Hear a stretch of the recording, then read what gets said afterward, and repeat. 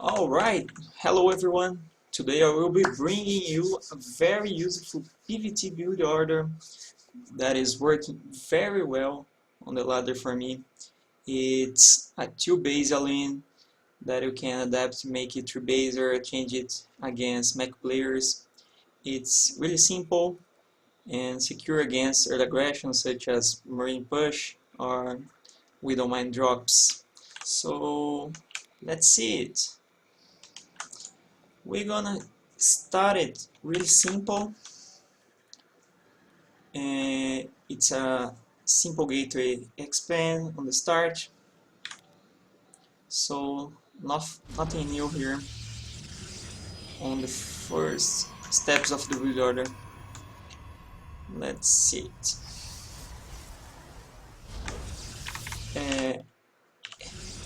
It's really good to me to make an observation here, and you should scout with your probe up just after the gateway, because it helps you to hold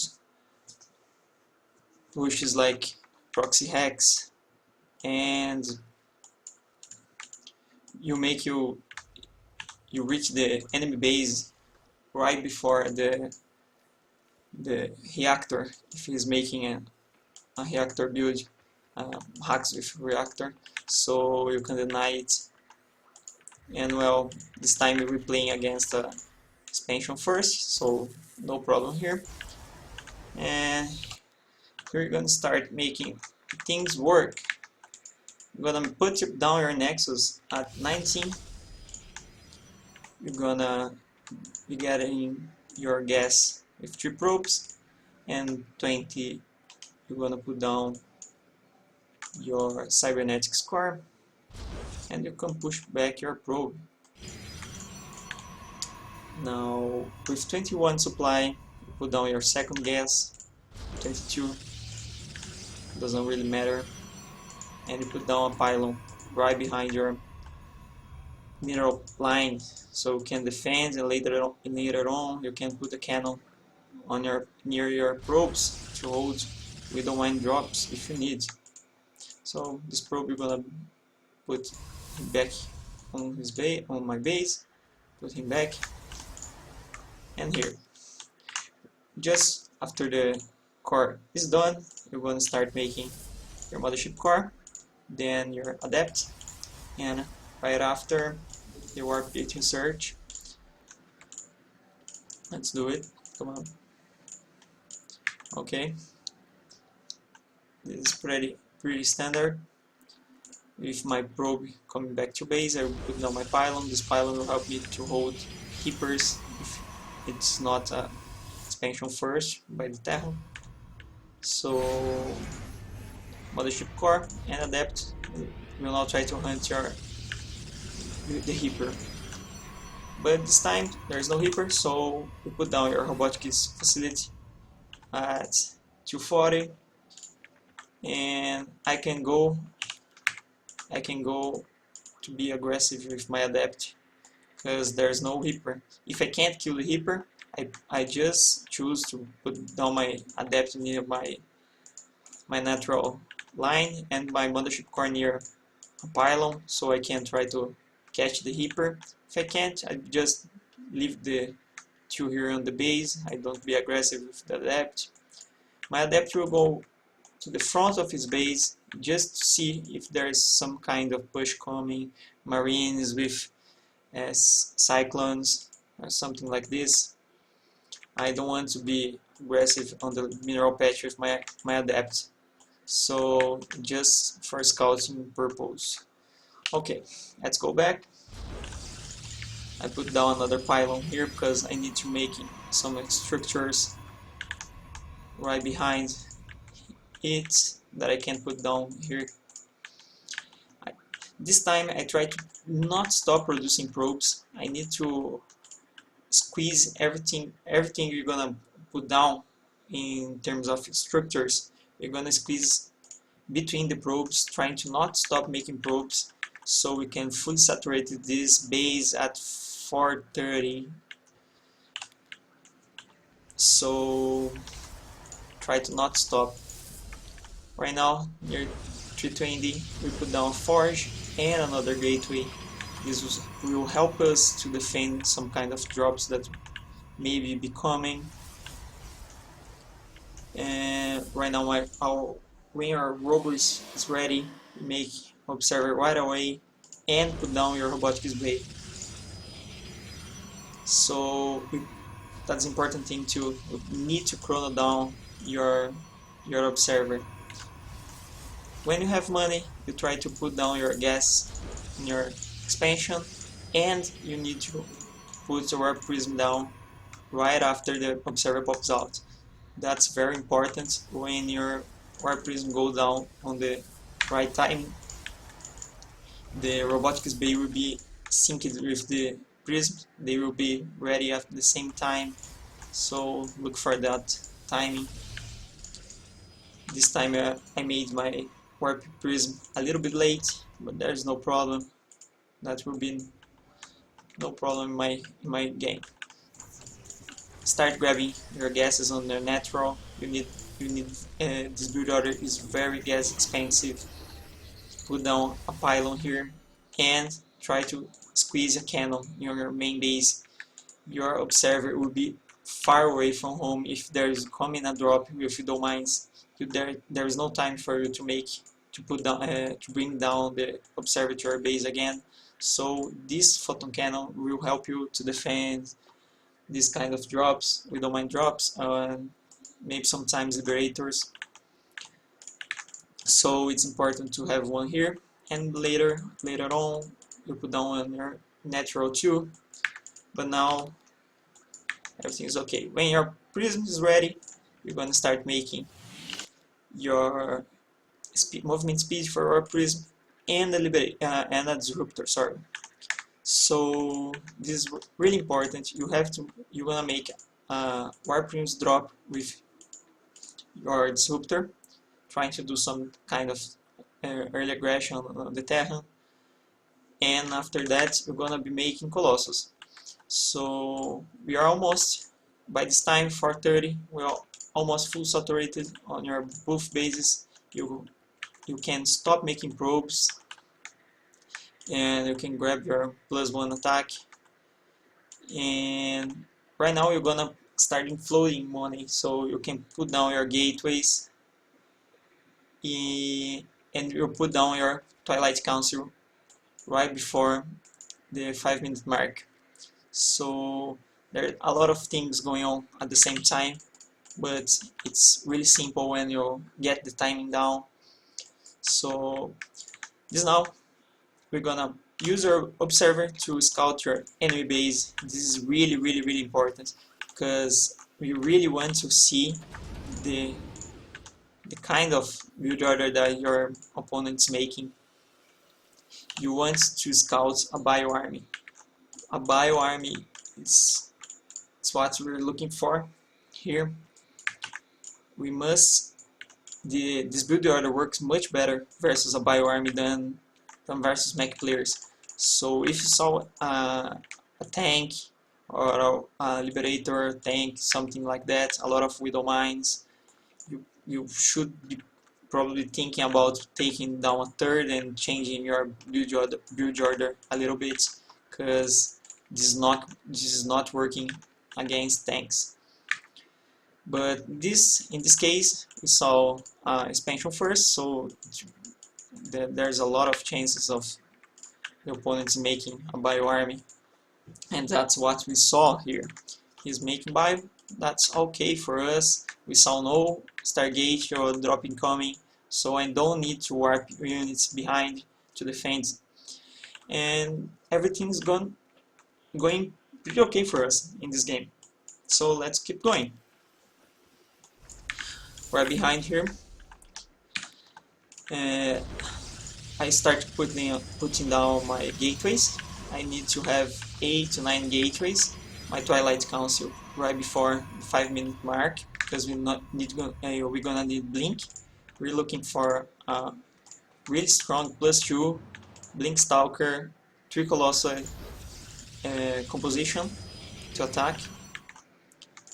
Now I keep putting down cannon to defend, and gateways. So I squeeze out gateways when I have money, and put down Colossus and the thermal lanes. Just now the Twilight Council will be ready. We're gonna put down the Blink, keep going with the gateways, and now my Prism will try to do some damage here. Let's talk about it a little bit. So we're looking for doing damage in the army of the Terran player. We're doing a really strong push. So the less army your opponent have, it's better for us. Our push we're gonna be stronger. So I prefer to try to aim on the army rather than on the workers. So, but there's no problem. Right now I can't see where his army is because I have to move out my observer. So I just go on and try to kill some probes. There is no problem. I will have another chance to make damage on his army. I'll have 8 probes, 8 workers died. So, and I force a lot of turrets by him. This is really good for me. He's wasting a lot of money in that. And I can't lose my observer. It's really important. If the opponent start making widow mines, we must have our observer here. So try to not leave him in an awkward position, like something right here where your opponent can see it clearly and scan it out. So try to hide it, put it up here, or depending on the map you can put it a little bit far away from the base, and that's it. So let's look on your base. You're making 1 Colossus out, we're already making the second one, we're looking for 3 Colossus, we're still making a lot of gateways, wasting our money and making our money count, and putting down pylons, and now we can start making some stalkers too. So that's a little bit of multitasking here. You have to macro well while you do damage with Disruptor. It's really important to try to do damage with the Disruptor. Right now I make a very awful mistake with my Disruptor, with my Warp Prism. I misclicked here and I lost it. I tried to do damage here, but I made a misclick and I lost my Prism. It's really bad for me because I need my Warp Prism alive just to, when I move out my base, I have a Warp Prism to warping proxy units. So that's really bad for me. But that's okay. We can deal with it. So opponent starts moving out. I put my observer to follow. This is really good for us. We want to see opponents move out because we want to be aggressive.